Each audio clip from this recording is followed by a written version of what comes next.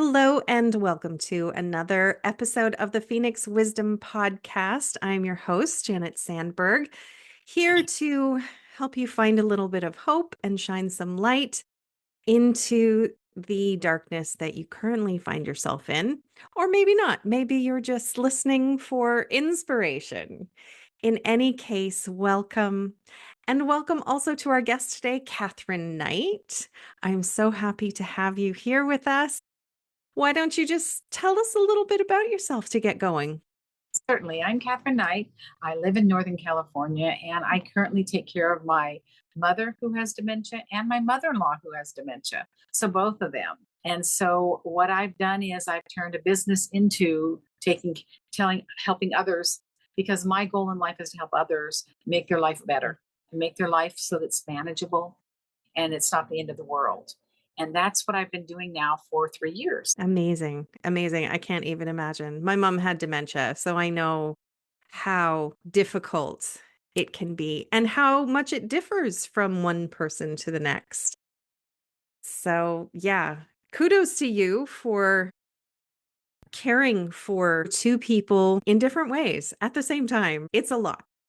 So, you obviously really do love to take care of people. And to be at the point where you can be taking care of other people, you have had to take care of yourself. And that's what I work with people on because I can tell you a little background on myself. When my mother was starting to ask me to come down and see her and help her with her finances, I'd rush down there, be there in 17 minutes, and I'd walk on the door and she'd say, "Why are you here?" And I thought, well, am I insane? What's wrong with me? Didn't she tell me that? I don't know. And so I started thinking about things. And then there was a time I was a student development manager. I worked with students coming into America high school here. And I would meet with them Amazing. at school and talk to them about help them getting through their struggles and things like that. I was headed home and I hit this place where it's four freeways come together. It's at 4:30 in the afternoon. It is a massive snarl. You're not going anywhere. And my nephew called me. My nephew said, "Aunt Catherine, something's wrong with grandma." And I said, "Well, what do you mean? Let me talk to her." He hands me the phone. I say, Mom, what's going on?" And she says, I said, "Okay, give the phone to Josh. Give the phone to Josh right now. Give it to Josh." Gave it to Josh. I said, "Josh, call 911 right now. Call 911. Get the paramedics there. Something's wrong. She could be having a stroke. I don't know what's going on." So he called the paramedics. I called my husband. Couldn't get a hold of my husband. Called my son. Couldn't get a hold of my son. Called my daughter. I'm crying. I'm banging on the steering wheel. I've got to go. I've moved 1 inch. I haven't gone anywhere. I'm totally overwhelmed. I'm terrified. I love my mother and I want to get to my mom, but I can't get to her. There's nowhere to Mhm. go. You can't get out of the way. You're not going anywhere. So then I called Marcia, a friend of mine. I said, "Marcia, I think my mom's having a stroke. I don't know what's going on. I can't get a hold of John and Travis and Mary. I got to get to her. The paramedics are coming." So Marcia got in her car. She rushed to the house. She got there as the paramedics were getting there. She's such a great friend to me. She called me. She says, "Calm down." And meanwhile, I called the secretary at the front of the office of where my husband worked. And I said, "Peggy, I've got to get a hold of John and Travis. I have to get a hold of them. Something's happening to my mother. She's been taken to the hospital. Please get a hold of them." "Oh, I'll take care of it. Don't worry." So at that point, then I called my brother. He's 500 miles away. We get to the hospital. It took me usually a 15-minute drive, took me an hour and a half. I'm crying. I'm banging the steering wheel. I'm terrified. Will my mother be alive when I get there? I don't know. I don't know. I go running into the emergency room. They take me to a room and I walk in and I said, "Hi, Mom." She doesn't know who I am. Oh, no. No idea who I am. Then my son comes in, doesn't know who he is. My daughter gets there, doesn't know who she is. Then my husband walks in and she goes, "Hi, John." I'm thinking, oh my God, doesn't know who she gave birth to, but she knows my husband. How can you do that? That's, oh my God. I was totally devastated because it was like, excuse me, but you gave birth to me. You got to know me. And that started our journey. So when the doctor came in and said, "Your mother can no longer live on her own. She has to live with someone or have someone live with her or go into assisted living. Those are the choices." Yeah. And my husband and I talked it over and we said, "Well, we'll take her in. It's okay. It's not, she's just getting older." Did we learn that wasn't quite that way? But we Yeah. to our house. We learned very quickly that someone with dementia, it's very different than dealing with somebody that's elderly who can still make their meals and, might be a Mm. little slow and things like that. And then it took us to the point that after about 2 weeks, I am totally overwhelmed. I am thinking, is this my life the rest of my life? This is a nightmare. I don't know that I want to live any longer. I mean, this is, come on now. I've got my son in high school. I've got my mom saying, got food, and she's eating, but she's asking for food. It's like, what, you got food? What are you doing? And, and one thing after another. And then literally about a month in, I woke up in the middle of the night and I thought, oh, Catherine, come on, slap yourself upside the head. What do? You help solve problems for people. Why don't you solve this one? And so I started calling out to any caregiver that I knew who took care of loved with dementia referrals. And I started making notes and saying, how can I do this better? What can I do? Give me some suggestions. What are we going to make happen? And then after about a year of getting all these notes and I'm starting to get better taking care of my mom, we got COVID. Oh And gosh, yeah. my mom's saying, why don't you take me anywhere? It's like, well, I can't, mom. And I explained, what is COVID over 1,000 times? It was a, Mhm. but then I started, because I couldn't go anywhere, I started writing a book. So I wrote a book, Parents Dementia Journey, and that has done very well. And then I started putting together all these tips and everything and started putting them on Facebook and things like that that I could do from home. And Mhm. that's been very successful. And now I've created a course. It's step by step by step. I built it up. And now, one of the things I teach is when it's the worst, sometimes you have to either put one foot out of bed and say, okay, I'm going to make the first step today. What can I do for myself to help heal me, to make me better? Because you've got to do things. As an example, every day I usually get up about 6:30 in the morning. I get my cup of coffee. I go on the back patio with my cup of coffee. If my dogs want to come out with they can. Sometimes they say, I'm not coming out with you. You're crazy. You're too early. But I have my coffee and my Kindle and I relax. And that's how I start my day in my jammies with my cup of coffee and my Kindle. And that warms my heart to be able to do something like that. And, I have been really good at learning what I can do for 5 minutes that'll help my heart be happy to Mhm. longer term. As the example, which I told you earlier, I flew 3,000 miles to pick up a puppy just a few days ago. And she, no matter what is going on now, I'm smiling. I'm happy because I got my little Callie girl that's, she's at my feet right now, sleeping away. She's a puppy. She sleeps 18 hours a day. But you know what? I'm happy. I'm Mhm. happy. I got my two moms. I got one, my mother's very far along in her dementia journey. My mother in law is kind of in the middle. So it's a little bit different with her. She Yeah. doesn't remember anything more than 15 minutes ago. So, but she knows her name. She knows her Kaiser number. She knows her date of birth. So some people think she doesn't have dementia. Well, no, she does because she can't remember the last time she ate. She can't remember when she changed her clothes, when she had her last shower. All those things she cannot remember. And Right. then we have to take the phone away at 9:30 at night because otherwise she's going to call people on the East Coast and wake them up just to have a chat with them. Then she hangs up on them. She pushes that red button on the phone. And then she says, they hang up on me all the time. I don't get it. But don't push that button. But so that's kind of what we go through. And I mean, yeah, our journey has been up and down and now it's smoothed out quite a bit because we know how to handle it. And it was one step at a time. I have a Mm. wonderful husband. I've been married to almost 40 years, Wow. and we laugh and we joke about it. And since we both have our mothers, like one time I said, oh, I feel sorry for you because you're an only child. We have to take your mother. And he goes, well, didn't do you so good. There's three of you and you got your mother. So it doesn't make a difference. But we keep a sense of humor with it now. And now my husband was fully supportive of me flying out to get the puppy because he said, honey, that's going to make you happy. Yeah. Do something for you. That's important. You do something for you. And Yeah. I did. And I'm blessed to have the husband I have. I have great kids, but they all live far away, all over the United States, so they can't help as much. I can take this whole situation and I can say, okay, I've come through the other side. I've come through Mhm. the side talking to a lot of people, hiring a great caregiver. And I say, I got a great caregiver because then I can have the time for myself. I have Right. some. It's only 24 hours a week, but 24 hours a week, I can go do the things. I can work. I work at my other company that I have. I can go out to lunch with a friend. I have a dear friend I meet once a month, and her mother has dementia. And we laugh and we joke and we know it's serious. We know it's serious, but we know that it's okay. We can laugh, we can joke, we can, tell funny stories, and we can laugh all about it. Whereas somebody who doesn't take care of somebody with dementia, they don't quite understand it. Yeah. And so for me, it's been a blessing to have Trish in my life because Trish has been, she first telling me about how hard it was to take care of her mom, we thought, oh, that can't be that bad. Oh my goodness, Right. gee whiz, that and can't be that bad. Or like her father when he had dementia, eating a whole case of hot dogs, just eating Oh hot my dogs gosh. together, or knocking on the neighbor's door and asking for pot stickers. When she said, I bought 2 pounds of pot stickers a day, I wasn't buying any more. So those kind of things, talking with other people and getting a support system in made a world Yeah. of difference.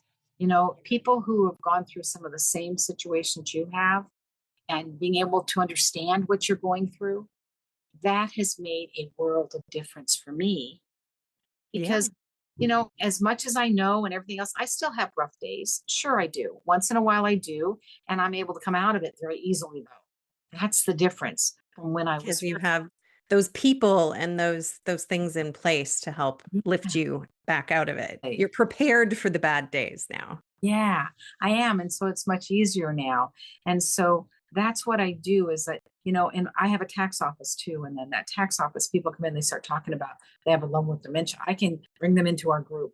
And that Hmm. makes a world in their world of difference for them too.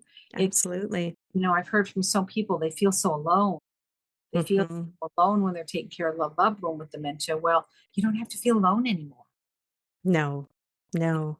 don't have to. And yeah, one of the best things that I did when my mom had dementia was to join a support group Mhm. for children of people with dementia at the Alzheimer's Society. And Yeah. I was by far the youngest person there. My Right. mom was in her 70s when she was diagnosed. She was still pretty young, which means I was pretty young. Everybody else in there was in their 70s and had Oh, parents in their 90s. And I'm like, they're like, are you like yeah. in the right place? I'm like, yes, yes, I am. It's just, you can be diagnosed with dementia anywhere from, age 50 to Yeah. 90. So it's a really Absolutely. wide group of people Mhm. that there. But I want to go back just for a minute and Mhm. touch upon, when you felt like giving up. Like, was it burnout from taking care? Was it just kind of everything like coming on so quickly? Like, It was more everything coming on quickly. I mean, it was just like it was different than my expectation. My son, I was worried about my husband. Yes, I was worried about my mom. I was worried about everything and I wasn't sleeping. Lack of sleep oh impact yeah, that'll do it. too. And it was like I just wanted to just literally either crawl under the covers and stay there, or B, get in my car and drive away and not tell anybody where I was going and drive across the country and just stay there. Yeah, But just disappear so you don't have to deal with it. yeah, exactly. And so, that was a rough time, but talking it through with my husband was really important, to say, this is how I feel. He goes, well, if you're going, I'm going too, and so we had that. And so, it was step by step because, you have responsibilities, you got to go to work, you got to take care of make dinner, you got to go grocery shopping, you got to do everything. And so slowly by time my husband took over some of the things that we could do to help me. Hmm. Getting the support was huge. Learning the tools and techniques of how to deal with somebody with dementia, that was huge. That Yeah. was a big piece because it's different than taking care of an elderly person or somebody that's sick, how you take care of them. Yeah. It's very different because their mind works differently. And as my husband says, if you try to figure out how they're thinking, you're going to go crazy yourself. And it's true. It's true. Mhm. And then the hard part when you're taking care of a loved with dementia is if you start venting to people who don't have someone with dementia, they start falling off. They start going Yeah. away because they don't understand it. But if you Yeah. have a group that understands it, it's amazing. It's Hmm. absolutely phenomenal how much it helps you because they understand. They understand what you're going through, and they can tell you what they're going through, and you're going to understand. And then you're starting to make the connections, and those connections are going to turn your life around. And And no that's matter huge. what anybody is going through, finding those people that we have that connection with who really understand what we're going Mhm. through. I mean, this podcast itself, right, is listening to stories of people who have felt the way that you're feeling. You know, Yeah. we're all just human beings at the We end. are. We all go through the same things, and not everybody goes through all the things, but if you're dealing with depression, you can talk to other Mhm. people. You find your Mhm. people, or experts who, like, I went to the Yeah. Alzheimer's Society and found my Mhm. experts that I could talk to who could listen and guide me and give some advice and, next steps, places that I could turn to, or techniques to use when I was feeling Mhm. overwhelmed or processing grief, or all of those things.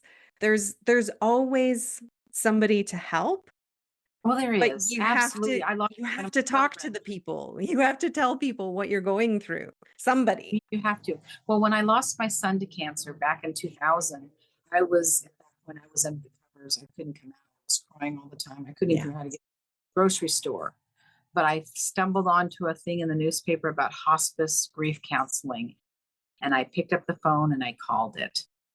And I ended up with this wonderful lady who I know to this day, 24 years later, we still have lunch. And she had lost her daughter to cancer, so she could talk to me. Yeah. She helped me through 8 weeks of that counseling. And then I went into a group counseling, which it's all parents who lost children, whether it to long-term illness or accidents quickly and something like that. And we met for 2 months there. And one of the things was I felt sorry for them. Didn't get to say goodbye.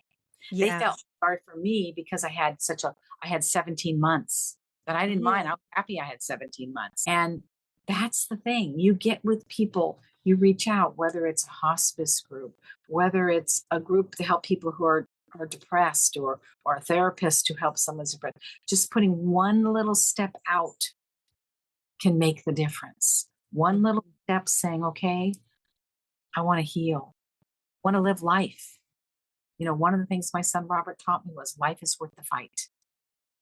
Life is worth the fight. And if we can make one step, whether it's reaching out to a friend, whether it's reaching out to a support group, whether it's a therapist, whatever it is that's going to help each person, whether it's bereavement for a lost one, somebody with dementia, any of those things, you can't go it alone. No, You can't definitely go it alone. not. You just can't. There's There's a technique, for lack of a better word, that neurodivergent people use to help them get things done, which is having, like, a body double, is what they call it. Ah, And basically, it's just having somebody in the room with you while you do a thing, because for some reason it makes it easier. You can stay more focused, you have that accountability. mhm, If I need to clean up my bedroom, or, tidy up the house.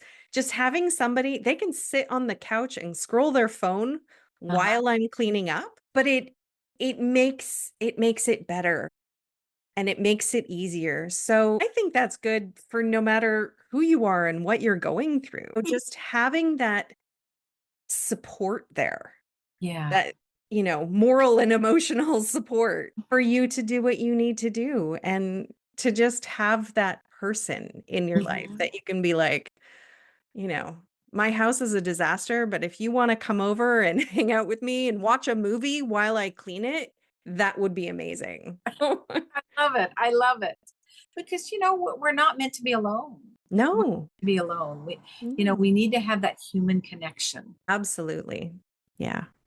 And so that person doesn't even have to be an expert in anything. Mhm. They just have to be present. Yes. Agreed. Agreed. Yeah. 100.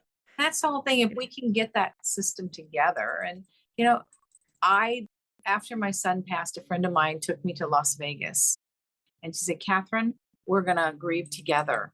And what she did was, we didn't gamble.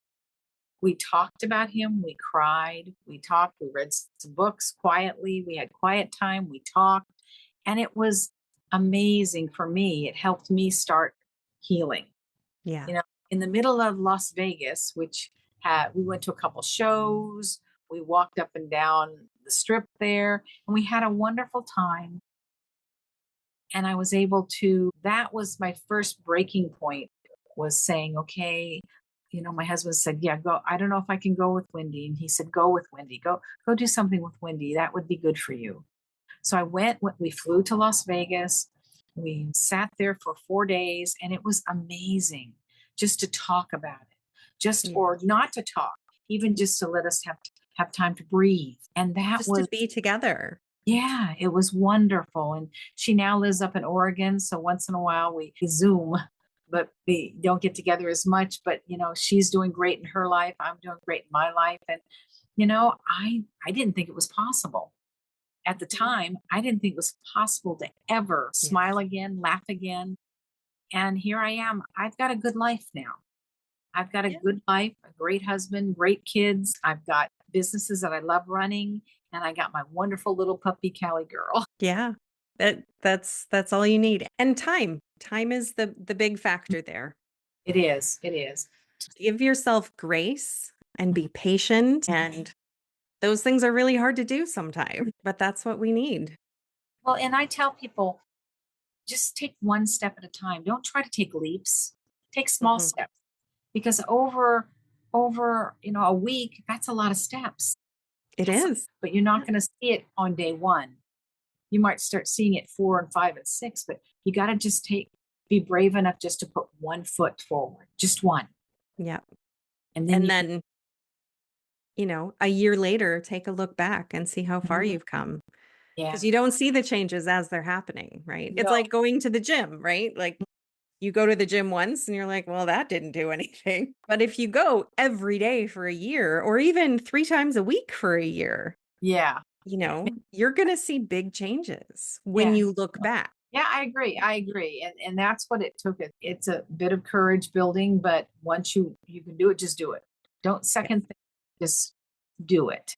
Because if Yes. you think about it too much and you want it perfect right away, you're not going to get that. It's going to take time. And that's where the patience Yes. comes in. It takes time to rebuild yourself. Yeah. It was a friend of mine, and I'm sure she got this from somebody else, but she always says, done is better than perfect. Absolutely. You're right. You're absolutely right. Because, we're imperfect people. We're Yeah. imperfect. And we can be imperfect. That's all right. That's Yeah. perfect to be imperfect. I, Exactly. Exactly. yeah, I agree. And that's the whole thing. It's, when I look back to when I was spiraling down and I was thinking, this is all that life has to give me, I don't know about that.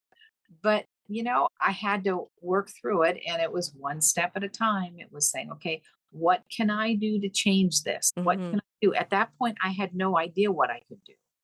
I started throwing things at the wall and seeing what stuck. As I started getting rewards from each thing that I found that worked, and redid them and redid it and redid it, it started blossoming. It started blossoming. But if I hadn't taken the chance to just throw those things at the wall and try some new things, I wouldn't have got there. I wouldn't have got there.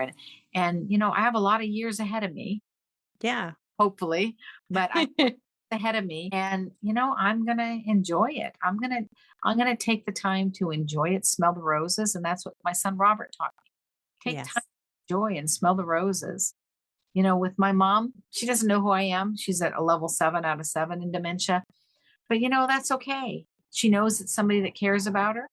Hmm. And once in a while, she'll know enough to know I'm her daughter. But usually, she just doesn't know who I am, and that's okay. I care about her. We'll And take. she can feel that. Yeah, she can feel it. She can feel it. Yeah. And Yeah. that's the whole thing. So, I don't know how long she's going to live. She's 93 years old. My mother-in-law is 87. So we got those ladies out there that are kicking it, and it's like, my gosh, my gosh. Hmm. I think sometimes too, when we're in that place where we're like, is this all that life is? And we're ready to just give it up. I think a lot of that is because we're not feeling like we have any control over Yeah. what's happening to us. Mhm. And so, taking that piece of spaghetti and flinging it against the wall, that's something that we're doing. We have control over that, those baby Yeah. steps that we decide to do. Mhm. And even like you said, just deciding I'm going to enjoy life, even if it's just for like 30 seconds every day. Just those little glimmers of, okay, this is a change, this is different, this is something I'm controlling. It just helps. So everything you said, I fully agree with. And that's the whole Maybe it's time for me to get a puppy. would be great. And then I also foster for an organization too to help other dogs find their forever homes.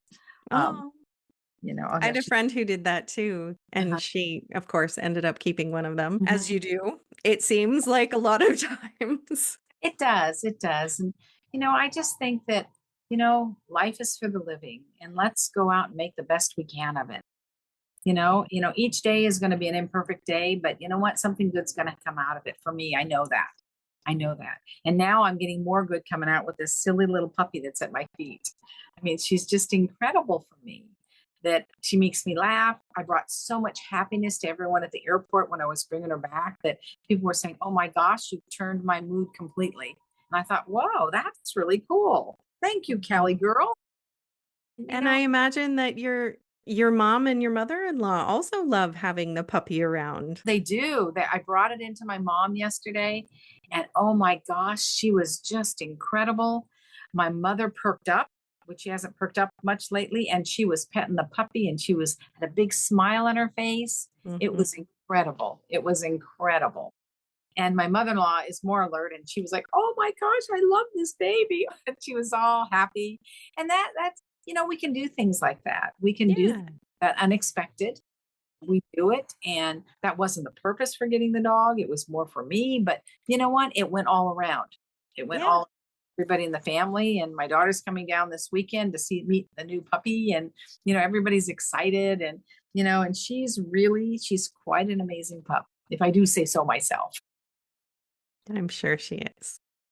Well, Catherine, thank you so much for being here today and sharing your wisdom and your insight with us. I appreciate you. Well, thank you for having me here. I so enjoyed talking with you. Thank you for listening. Remember that you are loved, you are worthy, you are valuable, you are meant for more, and that it really does get better. If you are in crisis, there are numbers that you can call or text to get the help that you need. That information for Canada and the US is in the description below each episode. If you are in immediate crisis, please call 911. We love you, and I hope you'll listen again.